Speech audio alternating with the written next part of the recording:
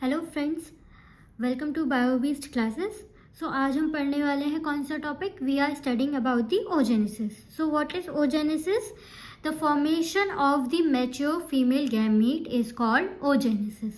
ठीक है, जब क्या होता है, फीमेल की ओवरी की एपिथेलियम सेल्स से बहुत सारे ओगोनिया बनते हैं और फिर उस ओगोनिया से वो जाके आगे कन्वर्ट होते हैं ओवम में। उस पूरी प्रोसेस को हम बोलते हैं ओजेनेसिस। ठीक है, तो हम इस टॉपिक को स्टार्ट करते हैं। इस टॉपिक को हमने 3 फेजेस में बांटा है। सबसे पहला है हमारा मल्टीप्लिकेशन फेज, ग्रोथ फेज और फिर लास्ट में आता है हमारा मैच्योरेशन फेज आता है। ठीक है, तो सबसे पहले मल्टीप्लिकेशन फेज की बात करते हैं और थोड़ी सा जनरल नॉलेज ले लेते हैं ओजेनेसिस के बारे में। तो सबसे पहला जो कॉमन क्वेश्चन पूछा जाता है वो ये होता है कि स्पर्मेटोजेनेसिस से ओजेनेसिस कैसे अलग है। सो ये अलग होता है स्टार्ट होने के टर्म में, कि मतलब जो ओजेनेसिस है वो हमारा कब स्टार्ट हो रहा है? वो स्टार्ट होता है जब फीमेल जो होती है अपनी मदर के वोम्ब में होती है, यानी कि अपनी एम्ब्रियोनिक डेवलपमेंट स्टेज पे होती है। तभी उसकी ओवरी में बहुत सारे ओगोनिया जो हैं बनने स्टार्ट हो जाते हैं, अपने आप को मल्टीप्लाई करने लगते हैं ओवरी के सेल्स। ठीक है, वहीं देखा जाए तो स्पर्मेटोजेनेसिस मेल में स्टार्ट होता है प्यूबर्टी के वक्त में।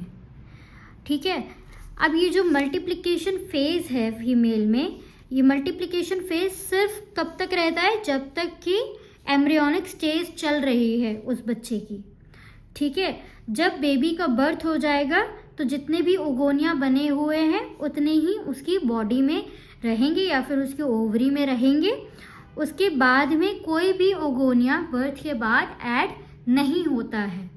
ठीक है, तो अब हम सबसे पहले पढ़ते हैं मल्टीप्लिकेशन फेज क्या होता है। मल्टीप्लिकेशन फेज होता है जो कि होता है embryonic stage of the female. ठीक है, तो एम्ब्रियोनिक स्टेज में क्या होता है, उसकी जो हमारी बच्ची है छोटी सी, तो उसके ओवरी में क्या बन रहे होंगे? बहुत सारे प्राइमरी जर्म सेल्स होंगे जो कि आगे जाके ओगोनिया में कन्वर्ट हो जाएंगे। कैसे कन्वर्ट होंगे? By the process of mitosis, यानी कि ये जो सेल है ये अपने आप को इक्वेशनली डिवाइड कर करके, जैसे कि ये 2n है तो ये भी 2n है, ये भी 2n, ये भी 2n, ये भी 2n, तो ये सब क्या है? ओगोनिया बना रहे हैं। किसके प्रोसेस से? माइटोसिस के प्रोसेस से। इसमें मतलब ये सारे डिप्लॉइड सेल्स बन रहे हैं। आई होप यहाँ तक आप लोगों को क्लियर हो गया होगा। अब जो हमारा मल्टीप्लिकेशन फेज है वो कंप्लीट हो चुका है, यानी कि अब जो बच्चे की एम्ब्रियोनिक स्टेज कंप्लीट हो चुकी है, बच्चे का अब यहाँ पर जन्म हो चुका है। ठीक है, जन्म हो गया बच्चे का। ठीक है, फीटल लाइफ खत्म हो गई उस बच्चे की। अब बर्थ से लेकर प्यूबर्टी तक, ठीक है, प्यूबर्टी तक अब क्या होगा? जो सिर्फ 60,000 से 80,000 तक क्या रह जाते हैं? ये जो प्राइमरी ओसाइट है वो रह जाता है। ठीक है, अब ये जो ओगोनिया है इन्होंने अपने आप को मल्टीप्लाई कर करके इतना ये पूरा बना लिया है। उसके बाद में क्या होगा? ये प्राइमरी ओसाइट बना लेंगे। ठीक है, यानी कि बस साइज में थोड़े से बड़े हो जाएंगे, लेकिन उनका जो नंबर है वो यही रहेगा। प्राइमरी ओसाइट जो है अपनी प्रोफेज की फर्स्ट स्टेज पे जाके क्या हो जाएगा? अरेस्ट हो जाएगा।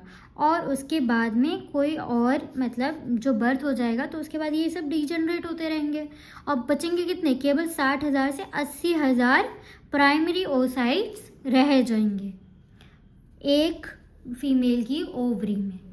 ठीक है, 2 ओवरीज होती हैं, हर एक ओवरी में अपने अपने ओगोनिया बन रहे हैं। तो यानी कि ईच ओवरी की बात कर रहे हैं, ईच सेल की हम बात कर रहे हैं यहाँ पे। ठीक है, अब प्राइमरी ओसाइट यहाँ पर क्या था? ग्रोथ फेज हुआ। अब क्या है? ग्रोथ फेज में क्या क्या हो रहा है? फर्स्ट मैच्योरेशन डिवीजन होगा। ठीक है, यहाँ पे क्या हुआ? एक जो होता है ग्रोथ फेज में ग्रेनुलोसा सेल्स की लेयर बनने लगती है। ठीक है, जिनको हम बोलते हैं क्या? फॉलिकल्स बोलते हैं। ठीक है, जब प्राइमरी ओसाइट के ऊपर ये फॉलिकल्स की लेयर चढ़ने लगेगी, जब एक लेयर चढ़ेगी तो उसको हम बोलेंगे प्राइमरी फॉलिकल। जब दूसरी लेयर बननी स्टार्ट होगी तो हम उसको बोलेंगे सेकेंडरी फॉलिकल। और जब तीसरी बननी स्टार्ट होगी तो हम उसको बोलेंगे टर्शरी फॉलिकल। टर्शरी फॉलिकल के वक्त में एक कैविटी हमको नज़र आएगी बनते हुए, यानी कि एक फ्लूइड फिल्म फिल्ड कैविटी बनेगी जिसको हम एंट्रम बोल रहे होंगे। वो हमको कब दिखाई पड़ेगी? टर्शरी फॉलिकल के वक्त। और उसी के साथ साथ मतलब ये जो लेयर्स बनती जा रही है ना, इसी के साथ साथ हमारा ये जो प्राइमरी ओसाइट है ये भी मैच्योर होता जा रहा है, ठीक है। और फिर उसके बाद में क्या होगा, वो सेकेंडरी ओसाइट में कन्वर्ट हो जाएगा, ठीक है। मतलब इसके फॉलिकल्स भी बन रहे हैं और साथ साथ में ये मैच्योर होकर सेकेंडरी ओसाइट में भी बनता जा रहा है, ठीक है। सेकेंडरी ओसाइट में बनता जा रहा है और सेकेंडरी ओसाइट के वक्त 4 लेयर्स बन जाते हैं जिनको हम क्या बोलते हैं? ग्राफियन फॉलिकल बोलते हैं। मतलब कि जो अंदर की जो लेयर्स होती हैं, मतलब ये जो ग्रैनुलर सेल लेयर्स बन रही हैं इसके आसपास में, ये ग्राफिकल फॉलिकल में कन्वर्ट हो जाएंगी। और ग्राफिकल फॉलिकल एक मैच्योर फॉलिकल होता है जो कि रप्चर होता है ओव्यूलेशन के टाइम में, ठीक है। ठीक, अब हमारा प्राइमरी ओसाइट से सेकेंडरी ओसाइट बन चुका है, ठीक है। और उसके ऊपर ग्राफिकल फॉलिकल्स यानी कि पहले प्राइमरी सेकेंडरी टर्शरी सारी लेयर्स चढ़ चुकी, ग्राफिकल फॉलिकल पूरा मैच्योर बन चुका है ये, और हमारा सेकेंडरी ओसाइट भी तैयार हो गया है। सेकेंडरी ओसाइट कैसे बना है? हमारा मियोसिस से बना है, by the process of meiosis. So meiosis के वक्त में क्या होगा, एक हमारा सेकेंडरी ओसाइट बनेगा और साथ में हमारी बनेगी फर्स्ट पोलर बॉडी। अब आप कहोगे ये छोटा है और ये बड़ा क्यों बन रहा है? क्यों? ये जो फर्स्ट पोलर बॉडी है ये सिर्फ क्या होती है, क्रोमोसोम नंबर को इक्वल रखने में बस मदद करती है, ठीक है। बाकी इनका और कोई काम नहीं होता। इसका जितना भी न्यूट्रिएंट है ये सब सेकेंडरी ओसाइट के पास में चला जाता है, क्योंकि हमारा एक जर्म सेल से ओवरी के कितने ओवम बनते हैं? केवल एक ओवम बनाना है, यानी कि एक ओवम केवल एक जर्म सेल केवल एक ओवम बनाएगा, ठीक है। अब ये सेकेंडरी ओसाइट बन गया हमारा और इसके ऊपर ग्राफिकल फॉलिकल की जो लेयर है वो चढ़ चुकी है। ओव्यूलेशन के वक्त जब रप्चर होगा ग्राफिकल फॉलिकल, कब रप्चर होता है? By due to the LH surge. जब हमारे जो हार्मोन्स होते हैं ल्यूटेनाइन हार्मोन वो बिल्कुल पीक पे पहुंच जाता है, जिसकी वजह से रप्चर ऑफ फॉलिकल होता है और ये जो सेकेंडरी ओसाइट है ये बाहर निकलता है, ठीक है। सेकेंडरी ओसाइट जब बाहर निकलेगा तो उसके बाद में वो किस में कन्वर्ट हो जाएगा?